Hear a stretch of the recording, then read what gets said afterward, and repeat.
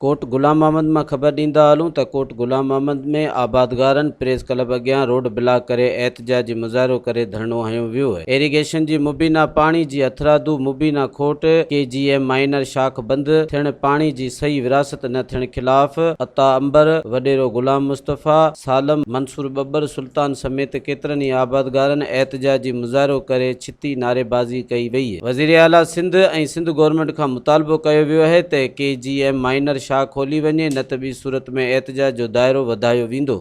साईं जेको आहे सो असां KGM माइनर शाख जा ज़िम्मेदार आहियूं। असां सां जेको नाइंसाफ़ी थिए पई जेको आहे सो हिते जो ॿियूं शाखूं आहिनि उन जेको बग़ैर टाइम जो पूरो थी वञनि कामूरा जेको बि वॾेरा आहिनि उन्हनि जेको पंहिंजो हक़ असांजो हक़ तबाह करे पाणी वठी था वञनि। असांजो जेको मुतालबो इहो ई आहे त असांखे असांजो हक़ ॾिनो वञे।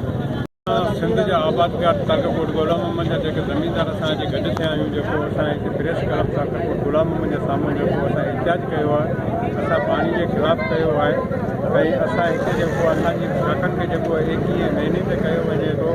असां वज़ीर आला खे डायरेक्टर मियां मंसूर मेमन साहिब खे अपील था करूं त पाणी जे खोट जे मुताबिक़ जेका पाणी जी विरासत कई वई आहे त उहो शाखनि में तालुकनि में जेको आहे उनखे बराबरि विरासत कयो वञे।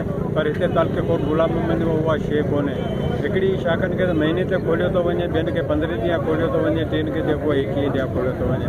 असांजी इहा तालुके कोट गुलाम मोहम्मद जी शाख हिकिड़ी खोलणी हुई उनजी बजाए जेका न शेड्यूल में बि उनखे खोलियो वियो आहे ऐं असांजी शाख खे जेके वरी महीने ते कयो वियो आहे। इन जे लाइ असां अपील था करूं त पाणी जी विरासत सही कई वञे न त ॿी सूरत में जेको असां पंहिंजे हक़ वठण लाइ असां वॾो एहतिजाज करे रोड ब्लॉक कयूं। असां हितां जेको पाणी जे हवाले सां कयो वियो आहे ऐं असांजी शाख खे जी 15 ॾींहं लॻा ते बंदि में अची वाह वही आयो रोड शाख सां हली रही आहिनि ऐं KGM माइनर खे असां बंदि कयो। राति बि असां एहतिजाज कयो। SHO साहिबु चयो सुबुह जो तव्हांजी रोड वही शाख खुली वई।